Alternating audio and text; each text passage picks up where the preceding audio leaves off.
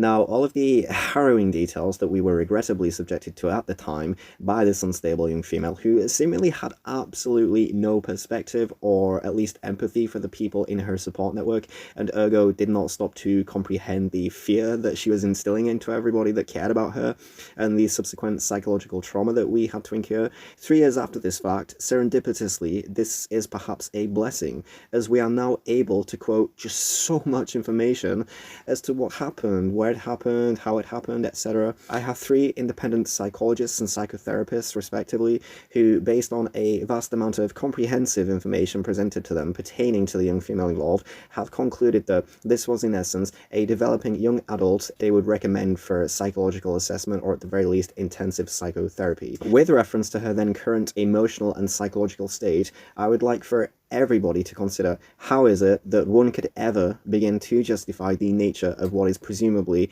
their most senior employee's relationship with this young female employee who had been on your books for only several months. And again, just to recap in case you have not seen my original videos, essentially following the development of their relationship, their sexual relationship, their so-called romantic relationship, both employees were fired simultaneously out of a workforce of hundreds, and yet the given reason coincidentally happened to be completely unrelated to what had been occurring during the month prior to this.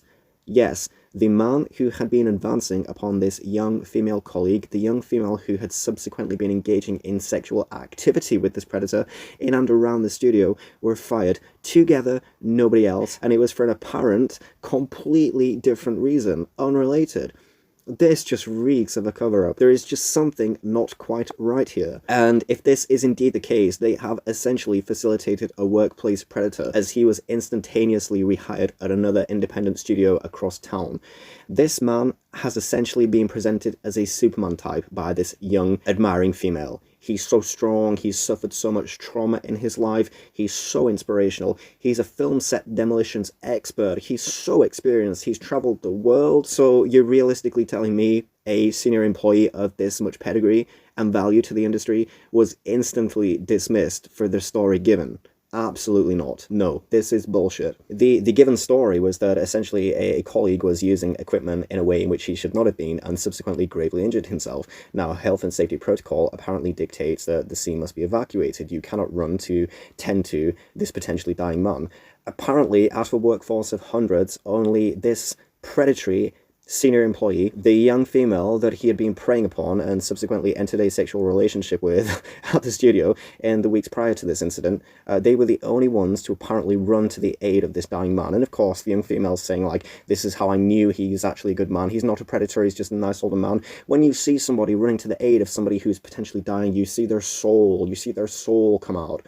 He's a good man. Yeah, this is absolute bullshit. Self-preservationally speaking, yes, I believe many people would have indeed evacuated. However, at the same time, it is basic, just basic human instinct to run toward danger when a fellow member of your species is potentially dying. I would have run towards this man to help him. Fuck my job. Seriously, fuck the job. Right? So this story is just absolute bullshit. Now, this young female is an extremely insecure individual who has essentially curated a facade that she has hidden behind for many years. She is in control of her life. Everything in her life is perfect. She has never been known to ever divulge information amongst her friends, her support network, regarding her personal issues, her personal problems, her personal life, especially her vocation. So, as you're going to hear about later, the fact that this young female was very quick to turn to multiple people, multiple different social circles, and perpetuate this narrative, there's something not quite right here. It's almost like she was trying to reinforce in her own mind that this is indeed exactly what had occurred, and this was indeed the reason for their firing. It's almost like she was trying to convince herself. It was very strange at the time. Why is this person telling us the story of how she got fired in this way? It's so uncharacteristic of her. Anyway, regarding the evidence, as you are about to observe, this young female failed to recognize a single red flag presented to her by this senior colleague, perceived absolutely no danger, and displayed absolutely no caution of this man's behavior. And honestly, all the experience in analyzing predatory behaviors from elder men in workplace environments that I have never, I repeat, never known there to be as many red flags presented by one individual as was by this evidently unstable, highly dangerous, exploitative workplace predator who could potentially still be active within the Toronto film industry. Her lack of perspective is both astounding and utterly horrifying. This man unequivocally, without a shadow of a doubt, exploited this young female employee. Period. Now, here's the thing. This young female, by being observably emotionally unstable, poses little to no risk to anybody within that studio environment except for herself. Whereas, by contrast, this elder, senior predatory male employee at the age of 62 at the time, and he will now be 64 and potentially still working within the industry, and with years of experience and forged industrial connections to protect him, by being this unstable, poses a genuine, serious threat to any young woman within these studio environments. The initial interaction between the two employees involved began with his validation of her upon her arrival at work in the mornings. Morning beautiful, morning gorgeous, and within less than 3 weeks, she had found herself within a committed, romantic, and overtly sexualized relationship with this senior male employee. At least the young female perceived it to be a romantic connection, whereas this elder predatory male, as you're going to come to understand, he essentially just played her for sex, and he actually incriminates himself within the evidence. He basically admits this, so...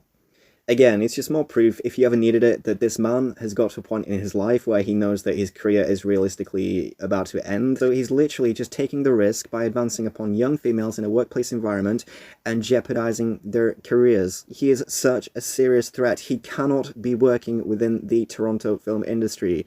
This man needs to be forced into retirement. Please, anybody who is listening to this video, please, I beg you, help me to raise awareness of this incident, because it needs to be brought to the attention of the Toronto film industry, because there are many studios within Toronto at which this man could currently be in employment at.